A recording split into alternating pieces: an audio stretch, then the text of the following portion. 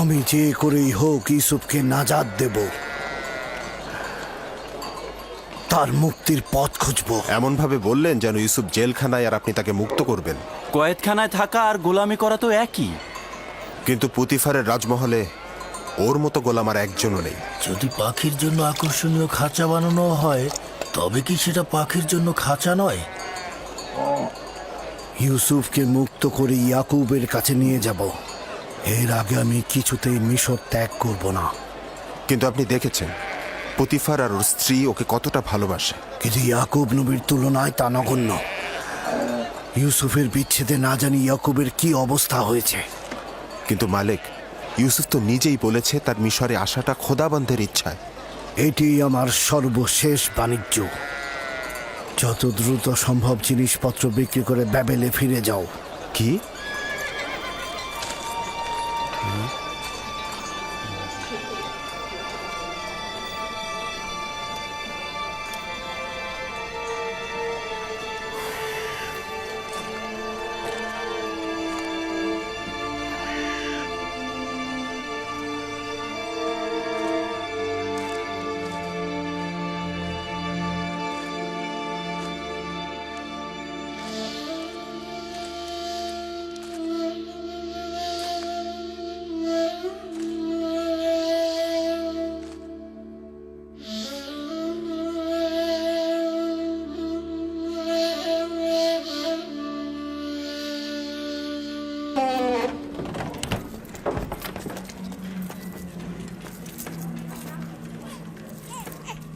এটি খেদমতদার ও গোলামদের থাকবার জায়গা।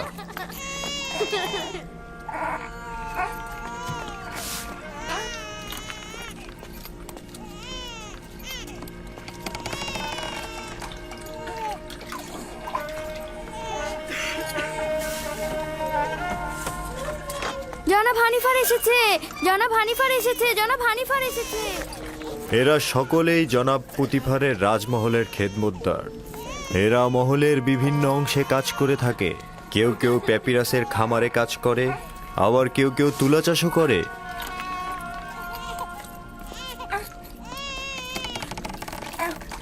কিছু সংখ্যক পুরুষ এবং নারী এখন কর্মক্ষেত্রে রয়েছে। এখানকার প্রতিটি কামরায় একটি করে পরিবার বসবাস করতে পারে। তাদেরকে এত অসহায় দেখাচ্ছে কেন? জনাব পুতিফার কেন এদের দিকে নজর দেন না? অন্যান্য রাজ্যের খেদমতদার ও গোলামদের অবস্থা এদের চাইতেও শোচনীয়। এরা তো খুব ভালোই আছে। আমরা তাদের এখানে থাকার জায়গা ও খাবারও দিচ্ছি, তাছাড়া তাদের বাচ্চা কাচ্চাদের রক্ষণাবেক্ষণও করছি। আমি কি এদের দেখতে আসতে পারি? কেন নয়? তবে উত্তম হচ্ছে বেগম জুলেখা ও আলী জনাব পুতিফারের কাছ থেকে অনুমতি নেওয়া। এরা হচ্ছে বিশেষ গোলাম যারা পালকি বহন করে থাকে।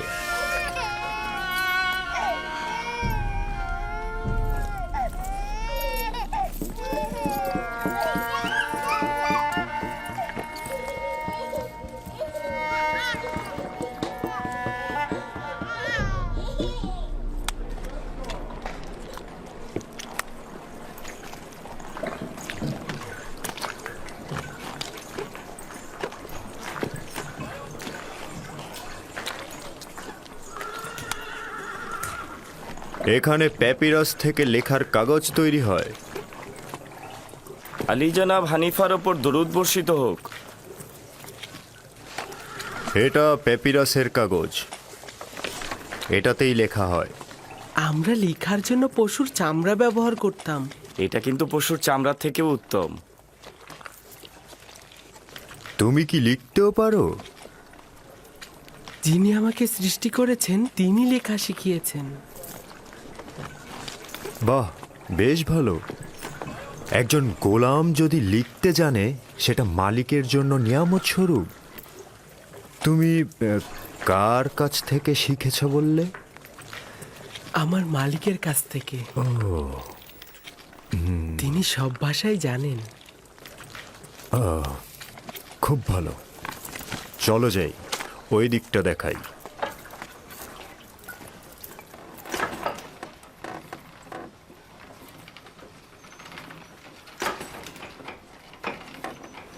এটি হলো কাতান বুননের স্থান। কাতান কি? কাতান হচ্ছে সেই কাপড় যেটাকে কোমরে পেঁচিয়ে পরিধান করে থাকি আমরা, এবং এই কাপড়টা দিয়েই লেবাস তৈরি করি। সবচাইতে মোলায়েম যে কাতানটি তৈরি করা হয় সেটার নাম কাতানে সালাতানাতি। শুধু রাজমহলের বাসিন্দাদের জন্যই এ কাতান তৈরি করা হয়। বানু জুলেখার আকর্ষণীয় যে কাতানগুলো আছে সেগুলো এখানেই তৈরি হয়। চলো যাই।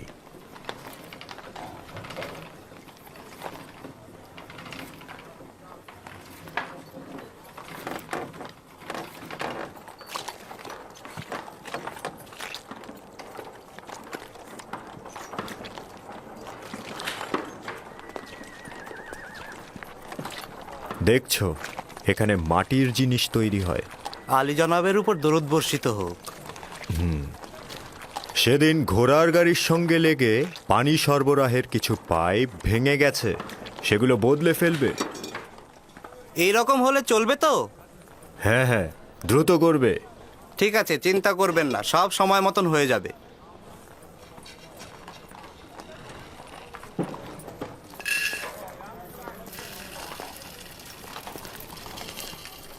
এটি খাদ্য সরবরাহের ভাণ্ডার। রাজমহলের সমস্ত খাবারের উপকরণ এখানেই রাখা হয়।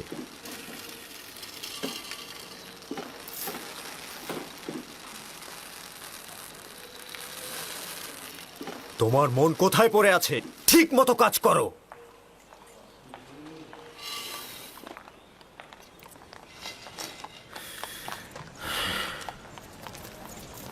ভুলে যেও না, এখন থেকে তোমাকে তলব করে সওয়াল করা না পর্যন্ত কোনো জবাব দেবে না। কি মনে থাকবে? বানু জুলেখা একজন দাম্ভিক নারী। কখনো কখনো সে রাজসভার সদস্যদের সঙ্গেও কঠোর আচরণ করেন। ছেড়ে দাও, আমি এই কাজ করিনি। বিশ্বাস করো, আমি এই কাজ করিনি। আমাকে ছেড়ে দাও, আমাকে ছেড়ে দাও, আমি করিনি।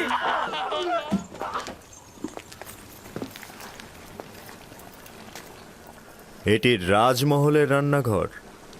বিভিন্ন ব্যক্তিদের জন্য এখানে হরেক রকমের রান্না করা হয়।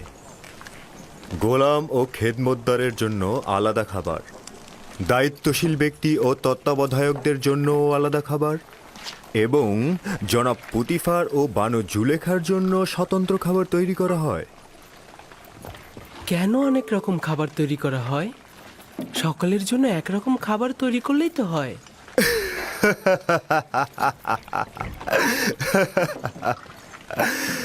এটা কি করে সম্ভব? জনাব পুতিফার ও বানু জুলেখার গোলাম ও খেদমতদারগণ তো এক সমান নন।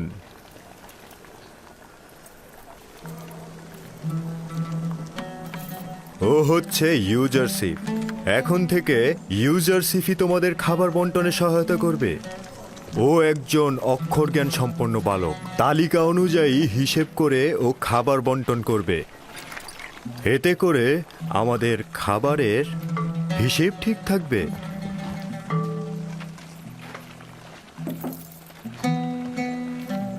দেখেছো তোমাকে কত আগ্রহের সঙ্গে দেখছে, আর তোমার জন্যই এখানে জড়ো হয়েছে সবাই। তোমরা এখানে কি চাও? নিজেদের কাছে যাচ্ছ না কেন?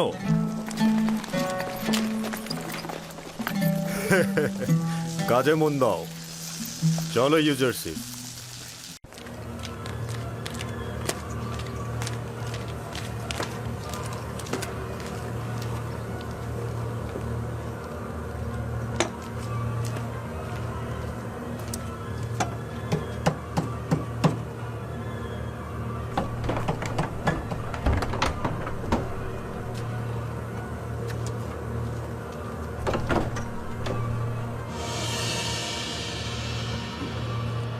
আমি তো আগেই বলেছি, আমার আর কোনো কিছুই করার নেই। আমি বহু চেষ্টা করেছি, কিন্তু কোনো ফায়দা করতে পারলাম না। আমার পুত্র তাকে অত্যন্ত ভালোবাসে। কোনো অজুহাতেই তাকে পদচ্যুত করবে না, পরিবর্তনও করবে না। যদি আমেন হতিব ইউজারশিপকে দায়িত্ব থেকে অব্যাহতি না দেয়, তবে আমরাই তাকে দুনিয়ার জমিন থেকে সরিয়ে দিব। তোমাদের যা ইচ্ছে করো, আমাকে আর এর মধ্যে টেনো না। চিন্তা করবেন না বানু, আমরা নিজেরাই এতে পারদর্শী।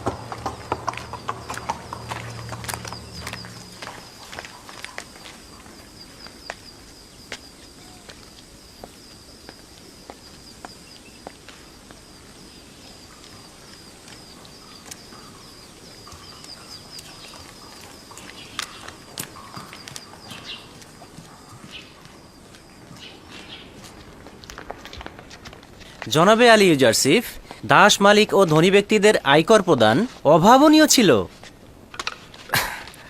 এটাই তো স্বাভাবিক।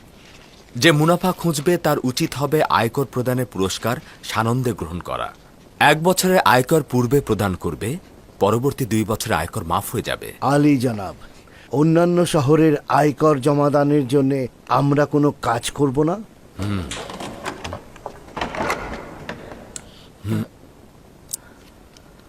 আমার উচিত জাভিরা কারাগার থেকে আগত বন্ধুদের সাহায্য নেওয়া।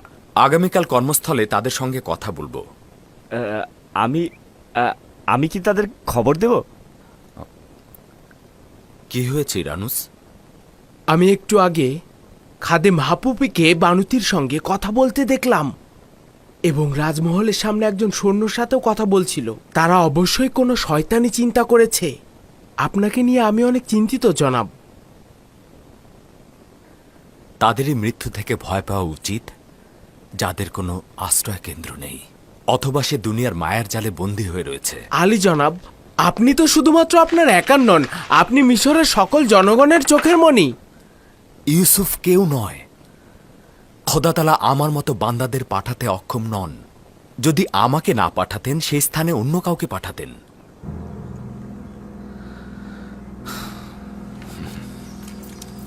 জনাব আমিন হতেব, আমি অদ্বিতীয় ও শক্তিশালী খোদার সন্ধানে রয়েছি, আর বানুর নিফারতিতি আমার মতন একজন অক্ষমকে নিজের খোদাবান হিসাবে ভূষিত করছে। আপনার বিশ্রামের ব্যাঘাত ঘটাবার জন্য আমি দুঃখিত, কিন্তু একটি গুরুত্বপূর্ণ বিষয় শুনেছি যেটা আপনাকে বলা দরকার বলে মনে করছি। শুনছি। এখনই খবর পেলাম যে ইবাদতখানার খাদেম ইউজারসিফকে হত্যা করতে যাচ্ছে। কখন, কোথায়, কিভাবে? ইউজারসিফ কোথায়? আমি এগুলো জানি না, শুধু খবর পেলাম যে তাকে হত্যা করার নীল নকশা করা হয়েছে। যে কোনো মুহূর্তে ইউজারসিফের যান বিপন্ন হতে পারে। তুমি এগুলো কোথা থেকে জানলে? বানুতির খাদেম নিজে শুনেছে। খাদেম হাপুকি আপনার আম্মাজানের সাথে গোপনে এই কথা বলেছে। ইউজারসিফকে আমার কাছে নিয়ে এসো, দ্রুত।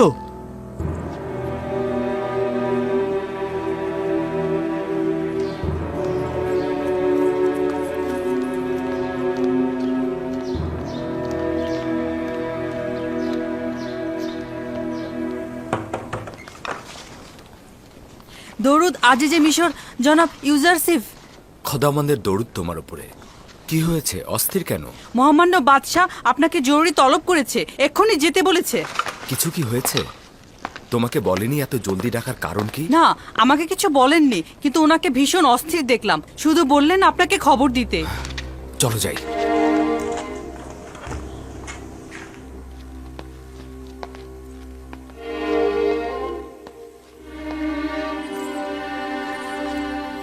দরুদ আমার মহামান্য বাদশাহ আমেন হতেব।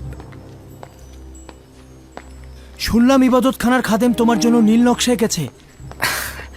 এখনো এমন কিছু ঘটেনি আলী জনাব, আপনি আমাকে নিয়ে চিন্তা করবেন না। মহামান্য বাদশাহ, আমরাও কিছু বিক্ষিপ্ত কারণ শুনেছি। সেটা সত্যি খুব বিপজ্জনক এবং চিন্তার বিষয়। আজই খাদেম হাপুপিকে দেখলাম বানুতির কাছে এসেছেন, এবং রাজমহলের একজন প্রহরীর সঙ্গেও কথা বলছিল। আমি বিশ্বাস করছি তারা ভয়ঙ্কর কিছু ঘটাতে যাচ্ছে। এর হাকিকত রয়েছে। কিছুক্ষণ আগে বানুতির খাদেম আমার কাছে এসেছিল। সে বলছিল যে যেহেতু এখনো পর্যন্ত আপনাকে রাষ্ট্রীয় কার্যাবলী থেকে বিরত রাখা সম্ভব হয়নি, তাই তারা হত্যার ষড়যন্ত্র করছে। একটা কথা মহামান্য বাদশাহ, কিছুদিন পূর্বে ইবাদতখানার খোয়াব বিশ্লেষণকারী যখন মারা যায়, আমার সাথে একজন শয়তান লোকের দেখা হয়েছিল। তিনি বলল যখনই সুযোগ পাবো ইউজারশিপের ক্ষতি করব। এগুলো গুরুত্বপূর্ণ নয়। আমি সেই সব কুচক্রী ষড়যন্ত্র নিয়ে মোটেও বিচলিত নই। আমি আমার কাজ নিয়ে চিন্তিত। আমি আমার সামর্থ্য এবং আমার উপরে অর্পিত দায়িত্ব এবং সন্নিকটে আসা দুর্ভিক্ষ নিয়ে আমি চিন্তিত। আমার মরহুম আব্বাজান শুধুমাত্র আমুনের খাদেমদের বিরোধী ছিল, কিন্তু আমি আমুন এবং আমুনের খাদেমদের বিপক্ষে রয়েছি। এই আইন যত দ্রুত সম্ভব নিশ্চিহ্ন হয়ে যাক। আমি যত দ্রুত সম্ভব এই বিষয়ে চূড়ান্ত সিদ্ধান্ত নিব। আগামীকাল দেরিও হয়ে যেতে পারে। যদি শামশিরকে কোনো কারণে বাইরে নিয়ে আসা হয়, তবে সেটা তার মালিকের জন্য বিপদ ডেকে নিয়ে আসে। ইবাদতখানার বিরুদ্ধে ছোট্ট একটি পদক্ষেপ জনগণকে আমাদের বিরুদ্ধে খেপে তুলতে পারে। অপরদিকে আমুন মন্দিরে রক্ষিত বিশাল ধন সম্পদ দ্বারা হাজার হাজার মানুষকে মিশরের হুকুমতের বিরুদ্ধে খেপিয়ে তোলা সম্ভব। এতে অনেক নিরীহ মানুষের মৃত্যু ঘটতে পারে। তুমি তো দেখতেই পাচ্ছ দিনের আলোতে আমাদের মহলে কিভাবে গোয়েন্দাগিরি চলছে এবং তোমাকে হত্যার পরিকল্পনাও করছে।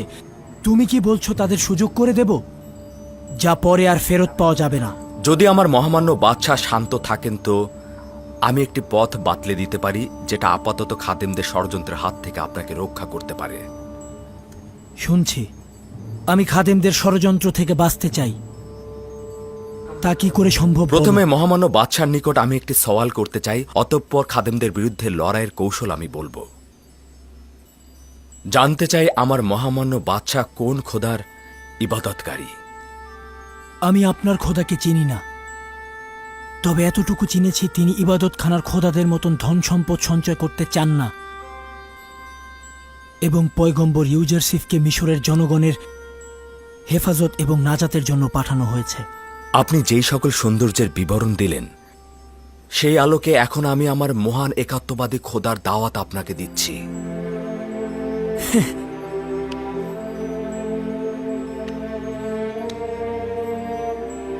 কোনো প্রয়োজন নেই, কেননা এখন আমি একাত্মবাদী খোদার অনুসারী। হ্যাঁ, আমার একাত্মবাদী খোদা? হ্যাঁ, একাত্মবাদী খোদা, যে খোদা সকলকে সমানভাবে আলো দেয় এবং যার রহমত সকলের সত্তার জন্য বর্ষিত হয়, যে খোদার হাতে সকল সত্তার প্রাণ নিহিত, নদী নালা অফুরন্ত ফসলের বৃদ্ধি যার হাতে। মহামান্য বাদশাহ, আপনার পেরেশান হওয়া উচিত নয়। পুনরায় বেহুশ হয়ে যেতে পারেন। আমি আতুন খোদার ইবাদত করি, যাকে ছাড়া সমস্ত ভূমণ্ডল নিথর ও নির্জীব। তোমার একাত্মবাদী খোদা কি সেই আতুন নয়? আমি এখনো সঠিকভাবে বুঝতে পারিনি। মহামান্য বাদশাহ কি সেই খোদার কথা বলছেন যিনি সূর্যকে আলোকিত করেন এবং সারা জাহানের খালেক? আপনি কি তার প্রতি ঈমান এনেছেন? তার পয়গম্বরের প্রতি ঈমান আনছি। আমি কি এই খোদাকে অতুন নামে অভিহিত করতে পারি? তাকে 1000 নামে ডাকা যায়। পৃথিবীর বিভিন্ন প্রান্তে তাকে বিভিন্ন নামে ডাকা হয়। মহামান্য বাদশাহ আমেন হতেব তাকে আতুন নামে সম্মোহিত করতে পারেন। আমেন হতেব? আমি আমার এই আমেন হতেব নাম নিয়ে ত্যক্ত, বিরক্ত। আমি আমুনের নাম নিয়ে ত্যক্ত। আমি আতুনের ইবাদত করি। আমার নাম এখন থেকে অখনাতুন। অসম্ভব সুন্দর নাম, অতুন ইবাদতকারী, অখন আতুন, অখনাতুন।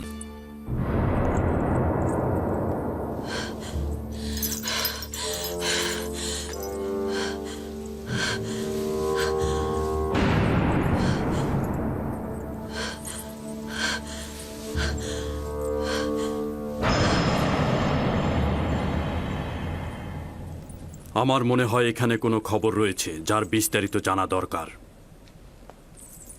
শুনতে চাচ্ছি, যে কেউ একজন কি বলবে? হায় আফসোস আমার, এই সকল মহব্বতের প্রতিদান দেখুন। দেখছেন তো আপনার সহধর্মিনীর সাথে সে কি আচরণ করেছে। এর শাস্তি কি? সে আপনার সহধর্মিনীর প্রতি কুদৃষ্টি পোষণ করেছে। তাকে কঠিন শাস্তি দিয়ে জেলখানায় নিক্ষেপ করুন। বানু জুলেখা মিথ্যা কথা বলছে জনাবে মালিক। আমি দেখেছি জনাবে আলী, ইউজারসিফ কৌশলে বানু জুলেখার কক্ষে প্রবেশ করছে। আলী জনাব, আমি এর বিপরীতে যে কোনো দলিলই নিয়ে আসি না কেন সেটা আপনার কাছে গ্রহণযোগ্যতা কখনোই পাবে না, কারণ এতে বানু জুলেখার সম্মানহানি ঘটবে এবং আপনি তার পক্ষে রায় দেবেন। আর কারো সাহসও নেই সত্যটা বলার, আপনিও নিশ্চয়ই সেটাই চাইবেন। এর থেকে বেশি ক্রোধের সৃষ্টি করো না। আমি দলিল ও সাক্ষী দেখতে চাই। আমি আসল গুনাহগারকে ধরতে চাই।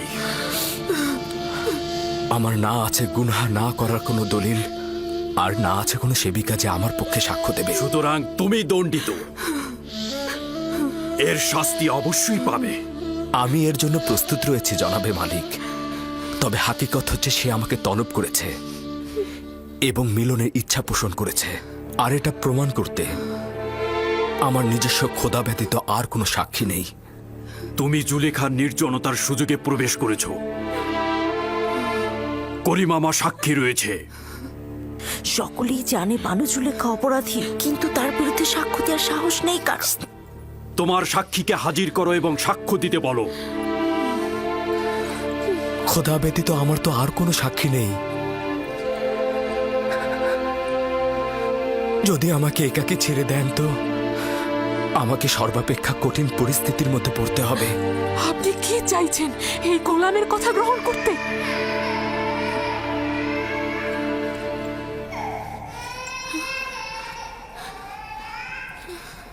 যদি নিজেকে নিষ্পাপ প্রমাণ করতে না পারো তাহলে এই মুহূর্তে প্রাণ বিসর্জন দেওয়ার জন্য প্রস্তুত হও। জনাবে আলী, আমি নিজে দেখেছি ইউজারসিফ রাজমহলের দিকে আসছিল। আসবার পথে সে বাচ্চাটির সঙ্গে খেলা করে এবং তারপর কৌশলে এই শব্দ দরজা দিয়ে ঢুকে একটা একটা করে দরজা বন্ধ করছিল।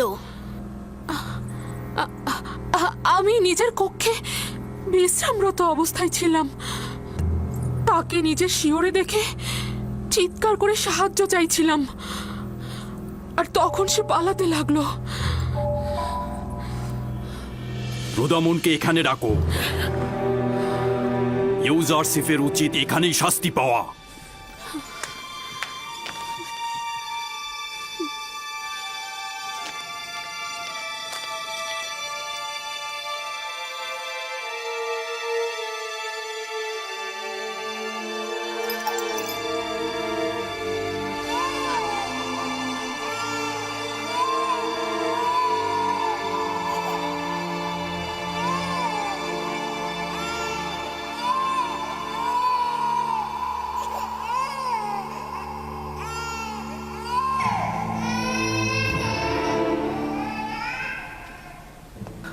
আমার সাক্ষী আছে। কে তোমার সাক্ষী? নিয়ে এসো তাকে, এই মুহূর্তে তাকে তলব করো। জি জনাবে মালিক, অবশ্যই আমি সাক্ষীকে হাজির করে সত্যটা প্রমাণ করে দেব। সে না আমাকে চেনে, আর বানু জুলেখাকেও চেনে না। সে না আমাকে সমর্থন করবে, আর এমনও নয় বানু জুলেখার সাথে তার কোনো দুশ্মনী রয়েছে।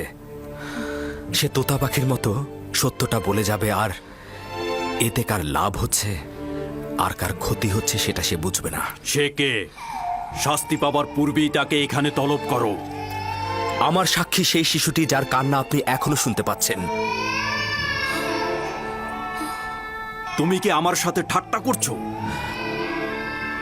না জনাবে মালিক, আপনার কাছে আমি তাগাদ করছি ওই শিশুটিকে দয়া করে এখানে নিয়ে আসুন, তাহলেই সত্য প্রমাণিত হয়ে যাবে। একজন নবজাতক সাক্ষী দেবে? সে তো এখনো কথা বলতেই শেখেনি। ঠিক আছে, বলুন তাকে নিয়ে আসতে।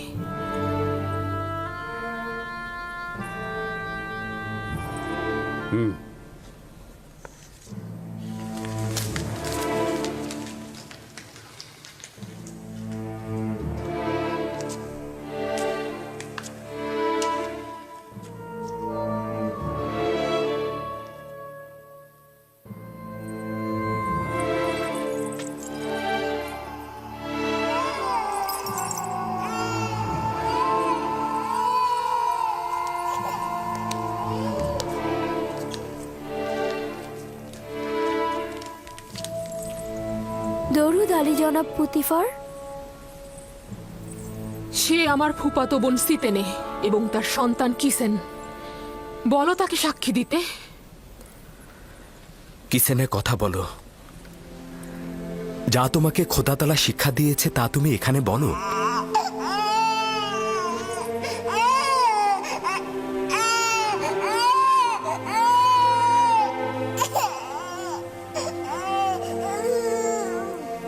বলো কিসিনে।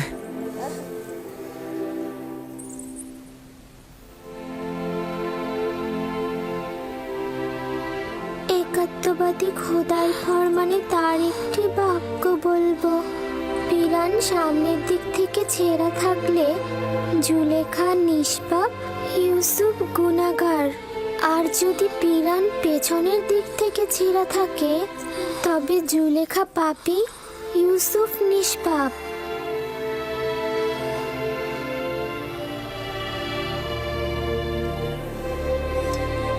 তুমি কি করে কথা বললে লক্ষ্মী সোনা আমার?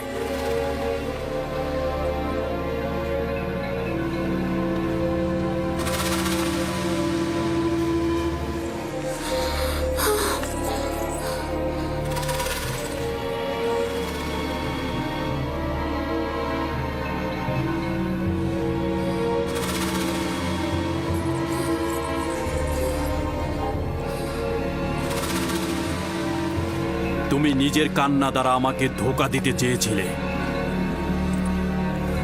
আসলে নারীদের প্রতারণার ফাঁদ খুবই বিশাল।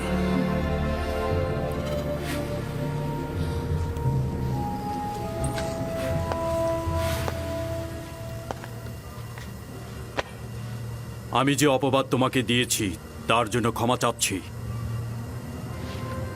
আশা করছি আমাকে আর জুলেখাকে ক্ষমা করবে এবং এই ঘটনা সব সময়ের জন্য গোপন রাখবে।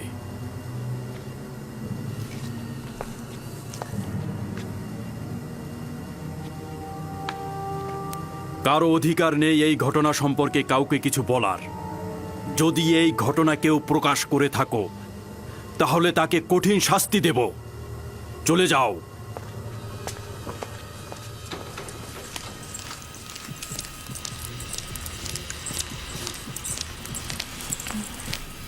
কি ঘটলো আমি তো কিছুই বুঝলাম না।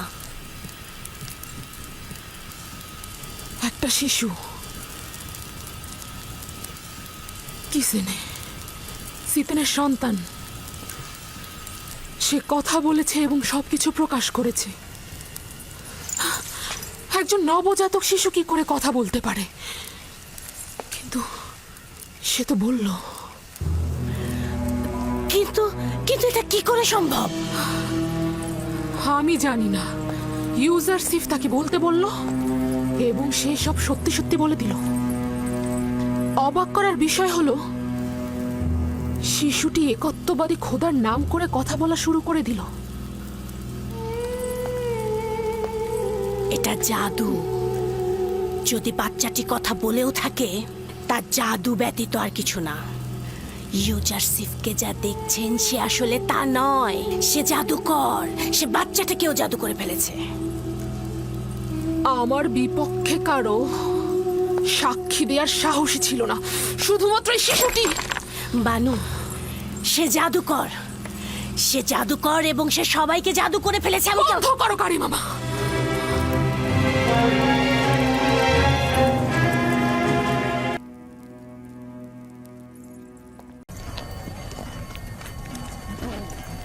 এরা কারা? এরা দস্যু নয় তো? সবাই অস্ত্র নিয়ে প্রস্তুত হও।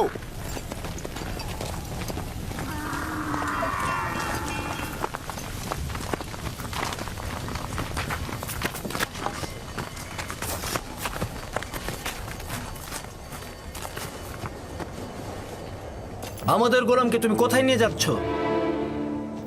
কার কথা বলছো? যাকে কূপের ভেতর থেকে বের করে এনেছো, যে তোমাদের পেছনে লুকিয়ে আছে। তোমাদের গোলাম কূপের ভেতর কি করছিল? সে নিজেকে কূপের মধ্যে নিক্ষেপ করেছে। আমরা তো করিনি। তাকে বাঁচাওনি কেন? আমরা তো তাকে বাঁচানোর জন্যই দড়ি আনতে গিয়েছিলাম। যাই হোক না কেন, সে এখন আমাদের গোলাম। কোনো প্রকারে যদি সে নিজে না চায় তোমাদের সাথে যেতে? তার এইটা করার কোনো অধিকারই নেই। গোলাম তার মালিকের ইচ্ছার অনুগত। যদি সে স্বীকার করে তোমাদের গোলাম, তাহলে যদি স্বীকার না করে তাহলে মনে হচ্ছে নিয়ে যাবে। কাফেলার শক্তির কাছে তোমাদের শক্তি নগণ্য। আমরা ওকে ফেরত দেব না। তোমরা নিজেরাই তাকে জিজ্ঞাসা করতে পারো।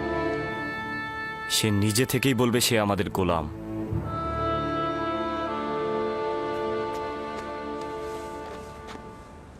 তুমি এদের ভয় পেও না। তোমার কোনো ক্ষতি করতে পারবে না এরা।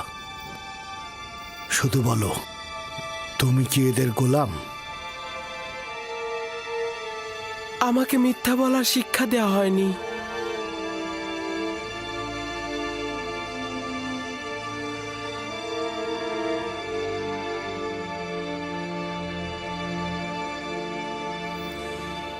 এরা বয়োজ্যেষ্ঠ ও আমার ইচ্ছার মালিক। আমি তাদের কিনারায় বড় হয়েছি। তারা আমার অধিবাসী। শুনলে তো, সে নিজেই বলেছে সে আমাদের গোলাম। ওর কথায় এখনো কিছু স্পষ্ট হয়নি। তুমি নির্ভয়ে আমাকে বলো, তুমি কি এদের গোলাম?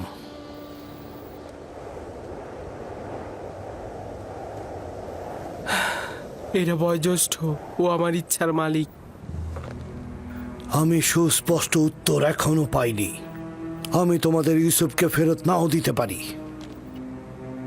শক্তির প্রয়োজন হলেও তাকে নিয়ে যাব। ভুলেও এ কাজ করো না, শুধু শুধু প্রাণটা যাবে। তোমাদের কতলের সংখ্যা আমাদের থেকে কম হবে না। সত্যি করে বলো তো, এই পালিয়ে আসা গোলামের জন্য তোমরা কতটা কতল হবে আর কতটা কতল করবে? থামো সামুন। যদি হাত দ্বারাই গিট খোলা যায় তবে দাঁত কেন? ইউসুফকে মারার স্বপ্ন দেখছো? তোমাদের এই চোরাচুরির পেছনে যে কারণটা আছে সেটা আমি ভালো করে বুঝতে পারছি। যদি চাও তবে এখানেই সবকিছু ফাঁস করে দেব, আর নইলে কাফেলার সঙ্গে ওকে যেতে দাও। আপাতত বিজয়ের পতাকা তোর হাতে, কিন্তু সব সময় তোর সাথে আমার একটা হিসাব হবে।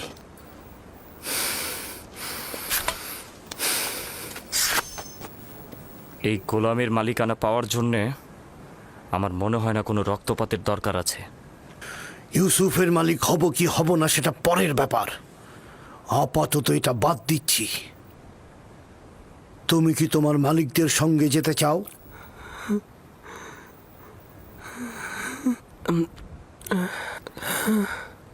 কি মনে মনে আমতা আমতা করছিস? যদি রাজি না থাকিস তবে সরাসরি বলে দে। আমরাও পালিয়ে আসা গোলামের জন্য এত আগ্রহী নই। আমরা ওকে বিক্রি করে দিতে চাই। আপনারা কি ওকে কিনতে চান? হঠাৎ এই সিদ্ধান্ত গ্রহণের কারণ জানতে পারি? কিছুটা তো কারণ আছেই। আমরা ওর পিছনে ঘুরতে ঘুরতে ক্লান্ত হয়ে গেছি, সেজন্য। ওর মূল্য কত চাও? 1000 দিরহাম। যদিও এর চেয়ে সে বেশি মূল্যবান, কারণ সে সুদর্শন ও বুদ্ধিমান। 1000 দিরহাম? তা ওই পালিয়ে আসা ভবঘুরে গোলামের জন্যে? না, আমি এত টাকা প্রদান করতে পারবো না। নেই চাই দিতে পারবো না। যা ছিল সব ব্যবসায়িক জিনিসপত্র কিনে শেষ করে ফেলেছি। ইউসুফকে দূরে পাঠানো আমাদের লক্ষ্য, ব্যবসা নয়। কি সমস্যা? চুপ থাক। কেন আমরা আমাদের লাভ ছাড়বো?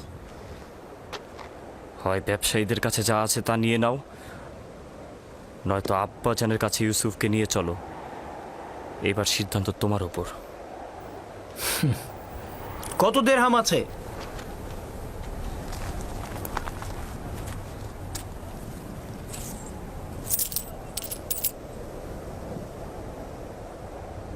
সব মিলিয়ে 18 দিরহাম। জানি ইউসুফের জন্য এটা পর্যাপ্ত নয়। আমাদের এত ইউসুফকে বেশি দামে বিক্রি করার লোভ নেই। হ্যাঁ, ও তো অনেক সস্তা। দুনিয়াতে ওর কোনো মূল্যই নেই। এমনকি আমাদের ভেড়াগুলোর যে মূল্য আছে সেটা ওর নেই। দেখতেই তো পাচ্ছেন কি করে ব্যবসায়িক উদ্দেশ্য গোপন করে ওকে আমরা স্বল্প মূল্যে বিক্রি করে দিচ্ছি। নিশ্চিত থাকো, এই উপহাসের জবাব তুমি নিশ্চয়ই পাবে। কি হলো, তোমাদের গোলামকে কি তোমরা বিক্রি করবে না? করব, বিক্রি করব। তবে আমাদের কিছু শর্ত আছে। কি শর্ত? প্রথমত, ওকে তোমরা বেঁধে নিয়ে যাবে যাতে পালাতে না পারে। আর দ্বিতীয়ত, ওকে দূরের কোনো দেশে নিয়ে যাবে যাতে সে কোনোদিন আর ফেরত আসতে না পারে।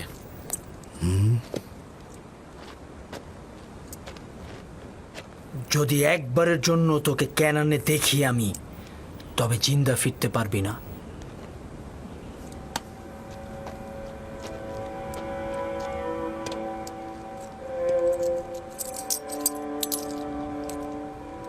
আমি যে কিনলাম তার সনদ লাগবে, নইলে গোলামকে আমি কোথাও বেচতে পারবো না। আচ্ছা, ঠিক আছে। ফালেক, চামড়া ও জওহার নিয়ে এসো।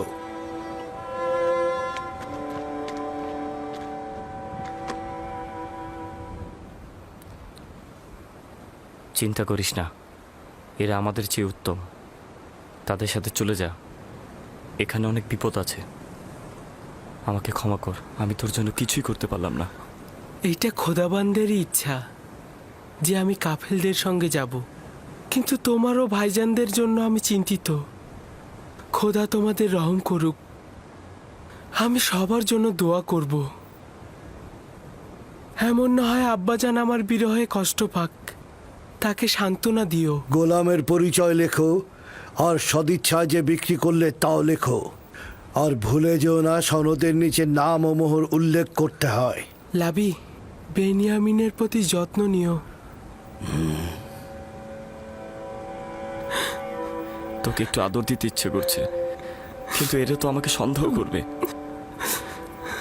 নিজের দিকে খেয়াল রাখিস, খোদাবান তোর পাশে সব সময় আছে। নিজেকে তার উপর ছেড়ে দে, সে অতীতের ন্যায় তোকে সবসময় হেফাজত করবে।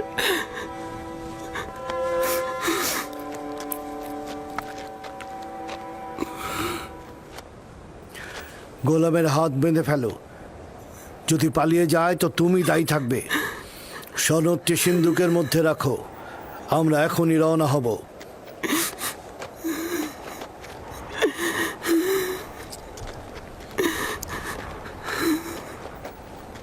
চলো যাই। যাব, তবে নিশ্চিত হয়েই আমাদের যেতে হবে।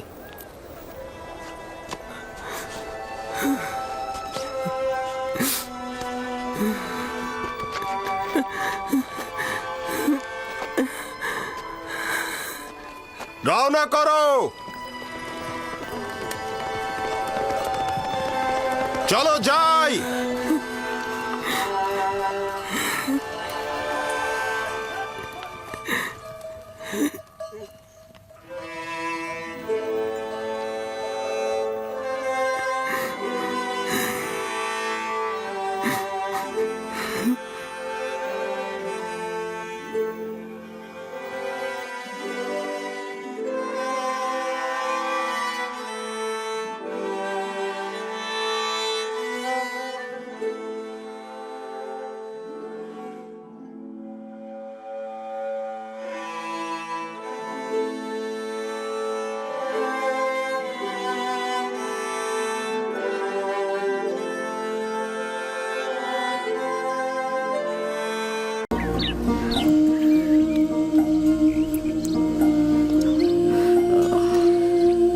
বানু, বানু কি হয়েছে আপনার? বানু, আলী জনাব, কি হয়েছে? মনে হয় সময় হয়ে গেছে।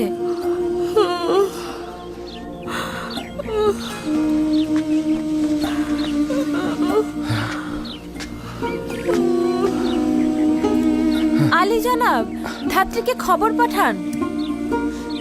আসুন বানু, আসুন। এই তো আর একটু।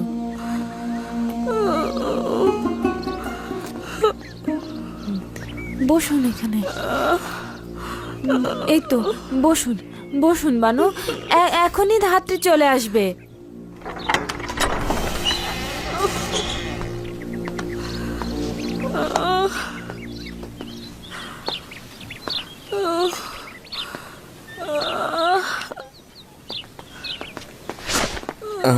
মালিককে ধাত্রীর খোঁজে পাঠিয়েছি আমি। ওয়াসেনাদের এখন অবস্থা কেমন? ব্যথায় একেবারে কুকড়ে যাচ্ছে। এখনই ধাত্রী চলে আসবে।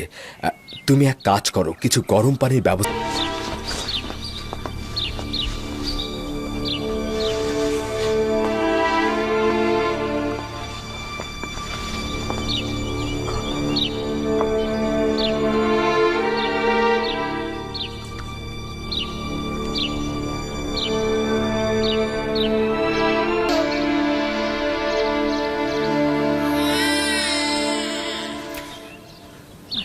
আলী জনাব, আপনি কন্যা সন্তানের জনক হয়েছেন। কন্যাটি দেখতে তার পিতার মতোই হয়েছে। ওয়াসিনাদের হাল হাকিকত এখন কেমন? সে সুস্থ আছে তো? তারা দুজনেই ভালো আছে। হ্যাঁ আমার পুত্র, তবে জানি না আমি কেন মনে হচ্ছে আজ ইউসুফ আমার মতোই আনন্দিত।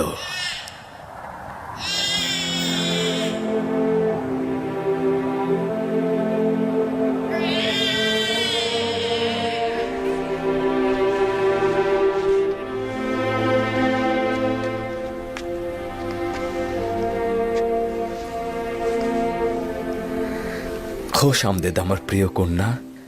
আমি তোমাকে মালাসে বলে ডাকবো, যার অর্থ ভুলে থাকা। তোমার আগমনের মাধ্যমে আমি আমার পূর্বের সকল দুঃখ ভুলে গিয়েছি।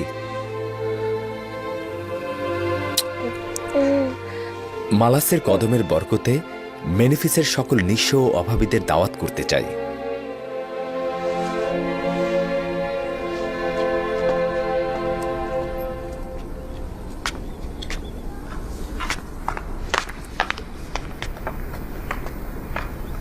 তমা, আমি তিয়ামেনি বানু।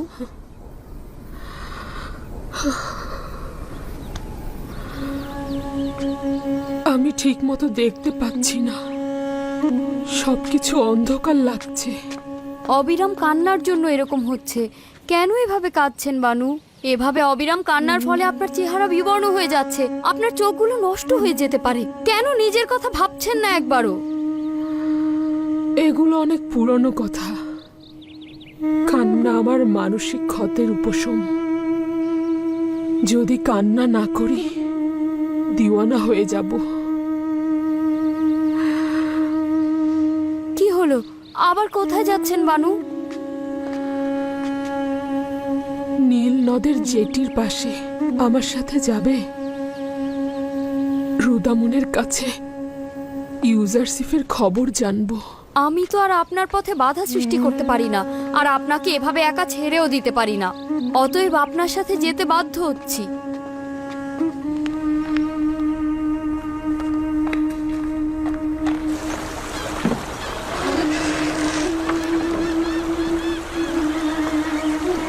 দরুদ বানু জুলেখা। তুমি কি বলতে পারো রুদামুনকে কোথায় পাওয়া যাবে?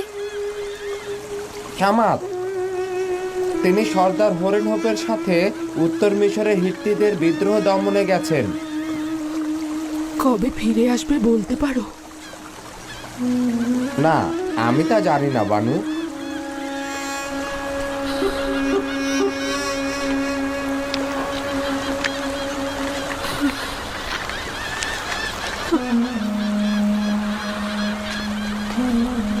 বানু, এখান থেকে উঠে পড়ুন। এভাবে বসে থাকা ঠিক হচ্ছে না। আপনাকে এখানে তো সবাই চেনে।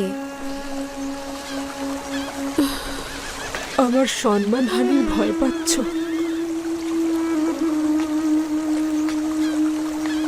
আমার লজ্জা শরমের আর কি বাকি আছে? আমাকে অবজ্ঞা করার গল্প এখন জনগণের মুখে মুখে।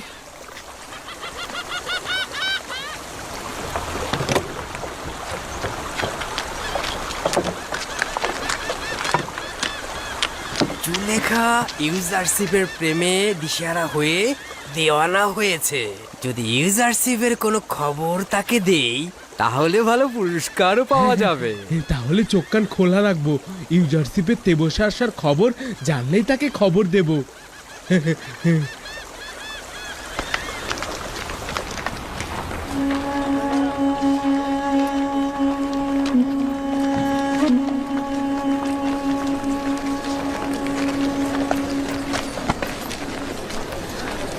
বেচারা জুলেখা। কেউ কি বিশ্বাস করবে মিশরের একসময় সেরা সুন্দরী আজ এই অবস্থা? ইউজারসিফের প্রতি ইশকেই তার এই অবস্থা। আচ্ছা, সে কি জানে ইউজারসিফ বিবাহ করেছে? চুপ, আশা করি যেন কখনোই না জানতে পারি। এই মানসিক যন্ত্রণা সে সহ্য করতে পারবে না। আমার মনে হয় জানে, আর সে কারণেই তার এই অবস্থা। যদি জুলেখা তার বয়সের পার্থক্যটা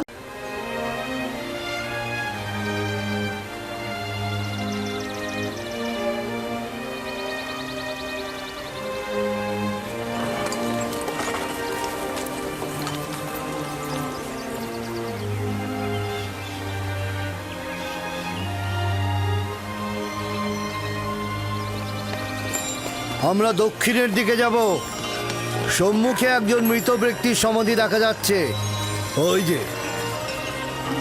ওই যে পশ্চিম দিকে দেখো। এই নৌকাটি মিশরের প্রাচীন ঐতিহ্যের প্রতীক। কোনো সম্ভ্রান্ত ব্যক্তি মারা গেলে এইভাবে নৌবহর সাজিয়ে নদী পরিভ্রমণ শেষে নির্ধারিত স্থানে তাকে সমাহিত করা হয়। ওই যে দূরে অনেকগুলো দরজা দেখছো, ওটা এই নগরীর প্রধান ফটক। আমরা ওই পথ দিয়ে প্রবেশ করব।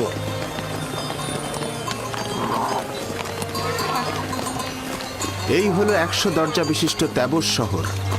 100 দরজা? আসলে দরজা 10টার বেশি নেই, কিন্তু মুসাফিরগণ এই শহরকে তাদের নিজেদের চোখে দেখে। তারা তাদের শহরে ফিরে এই 10 দরজাকে 100 দরজা বানিয়ে বলে।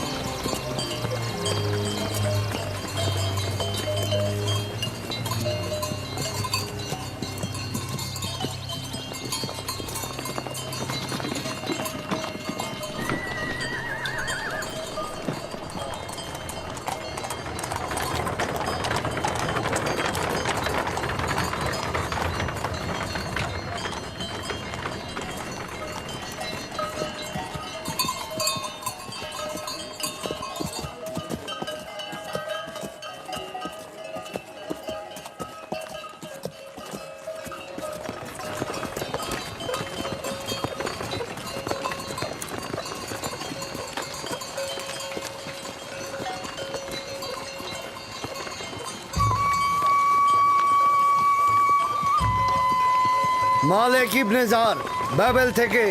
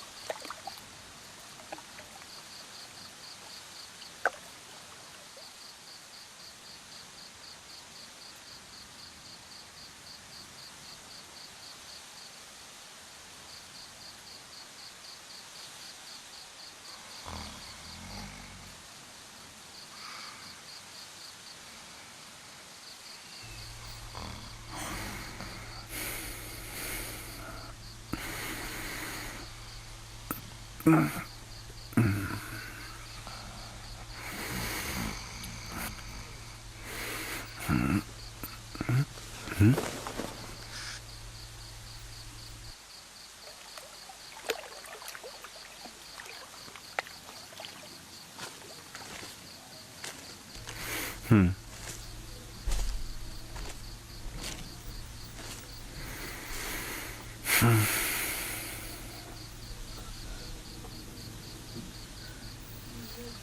হয়েছে?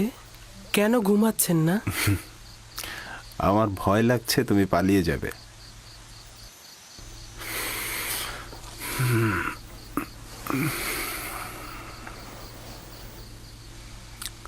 আসলে তুমি কে? তুমি খুব সাধারণ কেউ না। আমি তো পূর্বেও এর উত্তর দিয়েছি।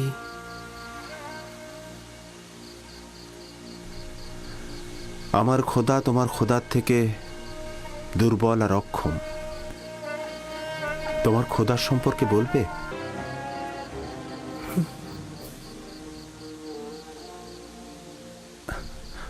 তোমার খোদা হাজির, তোমার খোদা নাজির।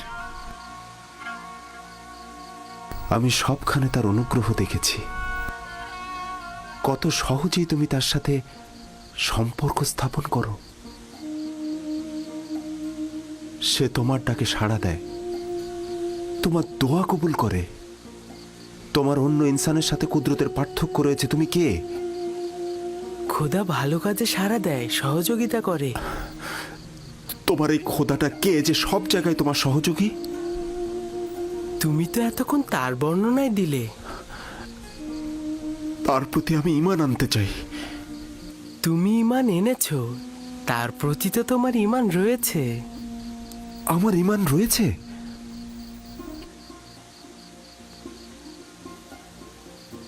তুমি আমার খোদাকে সবখানে হাজির দেখেছো, তাকে সব কর্মে শক্তিশালী জানো। তোমার দৃষ্টিতে সে সকলের আশ্রয়দাতা, উত্তরদাতা। নিজের খোদাকে তুমি দুর্বল ও অক্ষম আখ্যায়িত করেছো, এগুলোই ঈমান। তার মানে আমিও তোমার মতো এক খোদার ইবাদতকারী? কাশ্মীরের সাফা পাওয়ার রাতেই তুমি ঈমান এনেছিলে। আমি তো তোমার কথা শুনে বুঝতে পেরেছিলাম। তুমি কে? সত্যি করে বলো, তুমি কে? তুমি আমাদের সম্পর্কে এত অবগত। তোমাকে তোমার এক খোদার কসম, সত্যি করে বলো তুমি কে? বলো। কসম দিও না, বলার অনুমতি নেই আমার। আমার ইচ্ছায় কিছুই হচ্ছে না, সবকিছু খোদা তাআলার ইচ্ছায়